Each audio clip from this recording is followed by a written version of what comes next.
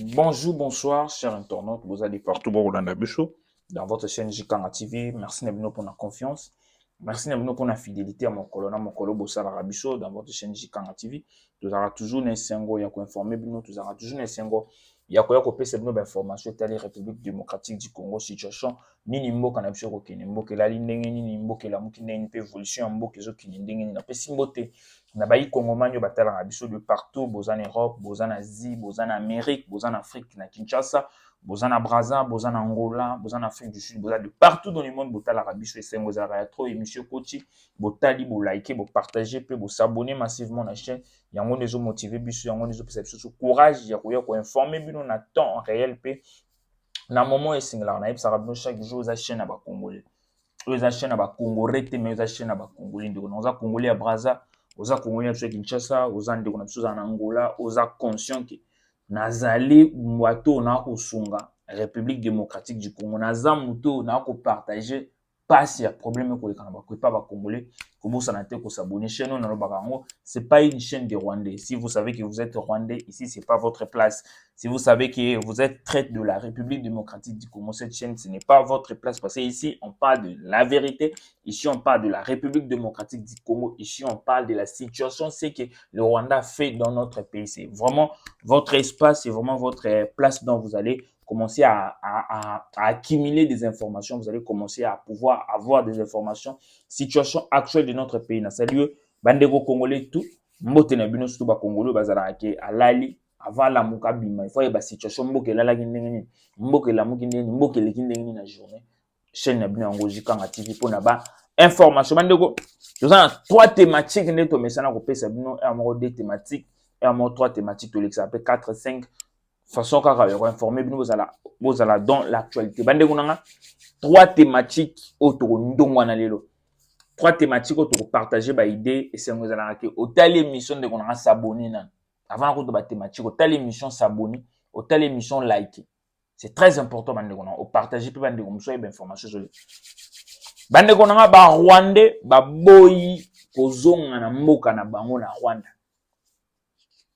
ba Rwanda bazana Congo Brazza ba boyi kozonga na mboka na bango na Rwanda ba lobi ke baza ba Congolais ya Brazza ba Rwandais wana ba reconnaître ki bango ba réfugiés ba kimaki bitumba ba reconnaître bango ba réfugiés mais ba Rwandais wana ba boyi kozonga na mboka na bango na Rwanda ba lobi ke baza ba Congolais ya Brazza toko sola problème komeli ba Congolais na biso Brazza toko sola mais deuxième thématique na biso toko sola bandeko nanga ba wazalendo ba ju contrôle ya cité moko eza pembeni kaka na zone stratégique ya Goma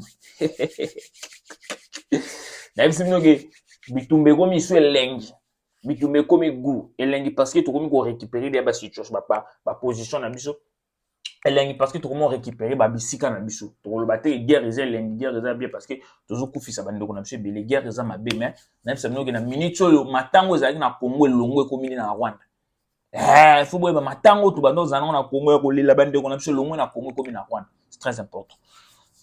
Troisième thématique na biso après plusieurs provocations, violations répétées, il y a AFC M23, la minute FARDC vient de frapper, vient d'attaquer, na fort, a frappé, attaquer, M23, na minute débandante totale. Na minute M23 a commis ko king, M23 ba commis ko le. Il y a des trois thématiques au tour na lelo ndeko nanga.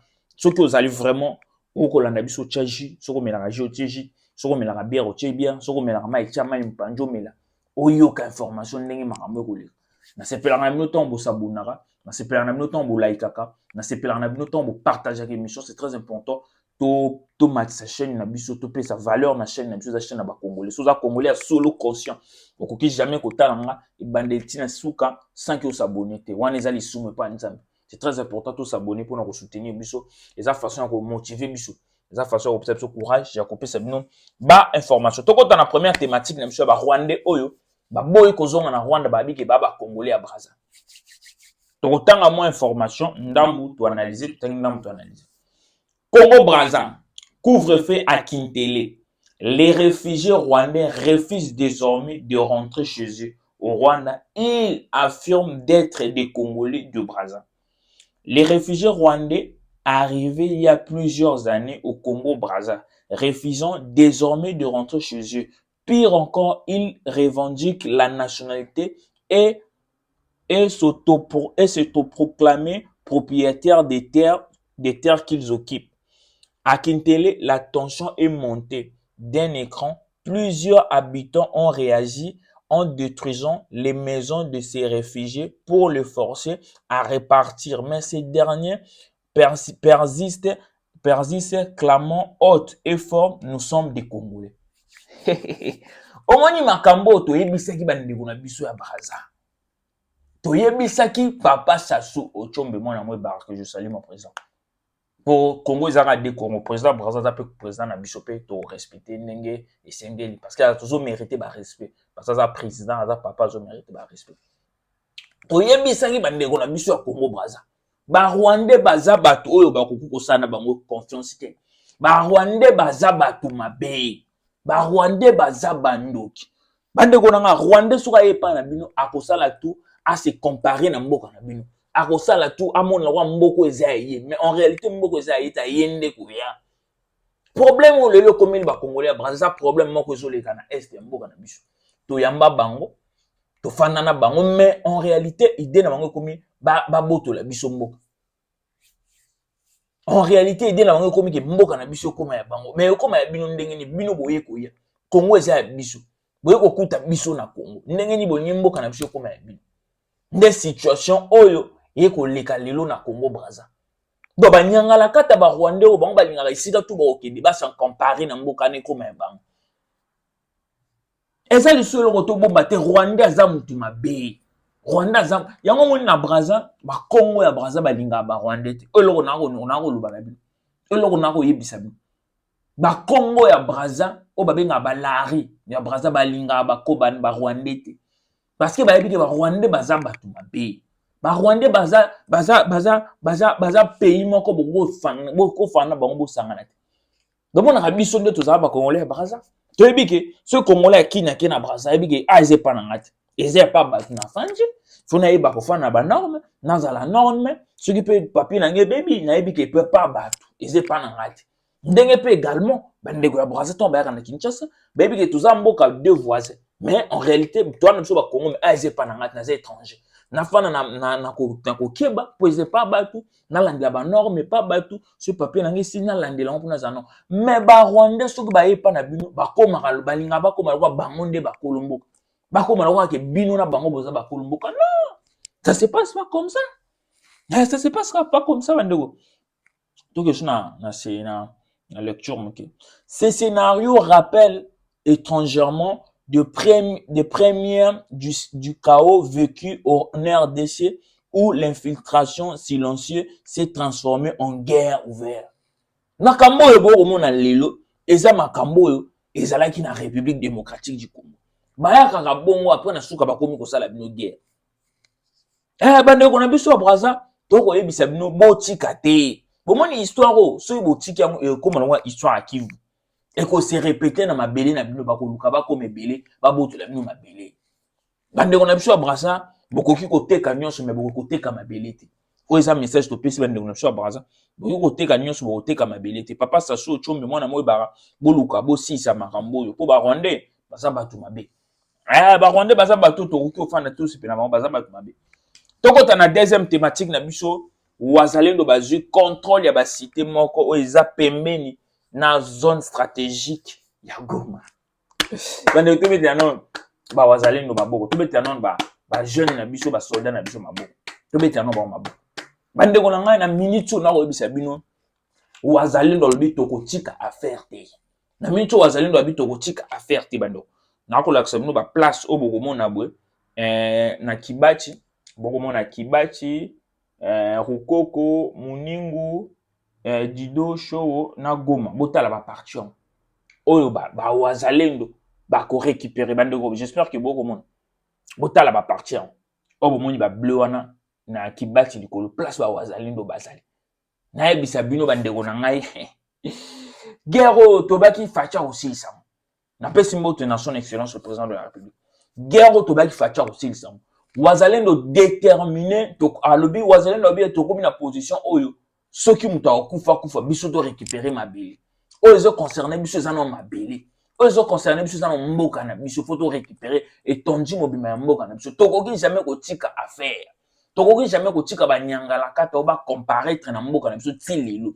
Congo eza ba congolais ba ndeko na Goma, Bukavu, Rutshuru, Beni, Kisanga, eza ba congolais, eza ba rwandais te. Eza mboka ba congolais, eza mboka ba rwandais te. Yango elonga na yebisanga nanga o nyangala kata nanga bisimwa Kagame ba nyangala kata on ça ba OK il y a un temps pour tout bota leloko ba ucho sala ba ucho pesa soki bana moto ba 10 litres ba carburant pona nini bana moto na Goma ba annoncer so amoni congolais ba so amoni nini ba moni wazalendo to amoni FARDC ba benga police ba yebisa OK ba coach awa est-ce que ça congolais ça conscient Congolais pena yebi ke mboka na ngai ba ko menation pa ba nyangala kata o Congolais yebi ke ba très tôt ne ba ko boma mboka na ngai apesa une information ayebisa bino sika ba ndeko na bango ba yebi ke ba yepo ba libérer bango wana il faut za Congolais aza maele te wana il faut za Congolais oyo amelaka ne ba biloko na pour Congolais za conscient ayebi ke o wazalendo o FARDC ayepo abikisanga mutu ayepo abatelanga afunda su mutu bango ku ne ba kopesa ba wazalendo position wazalendo bazaboy banyangala kata na bazaboy bogi bande boko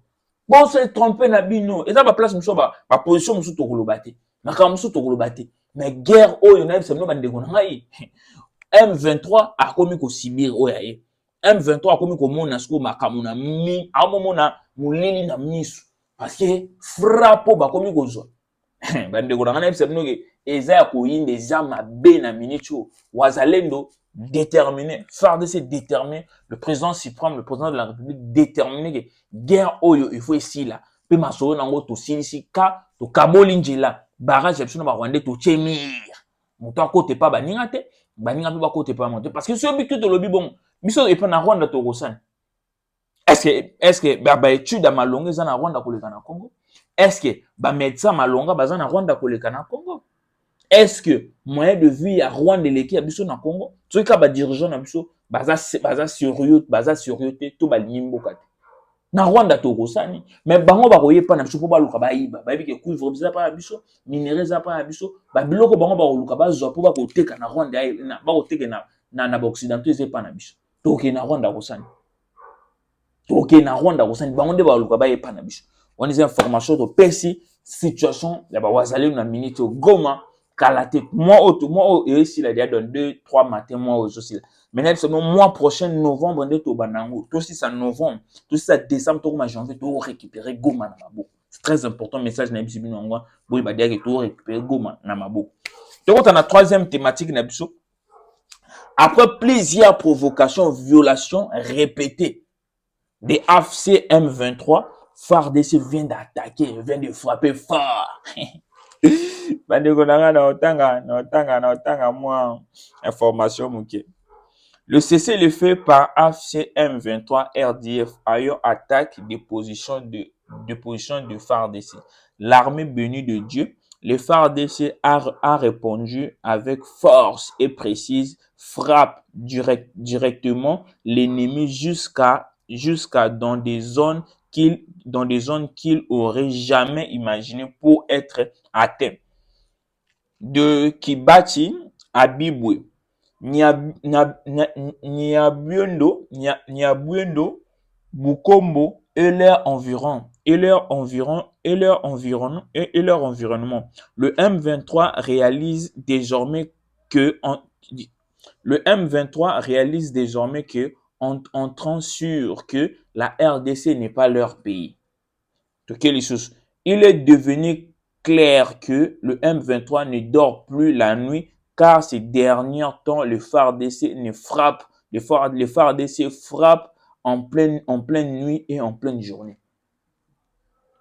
Vous comprenez na uchukotango.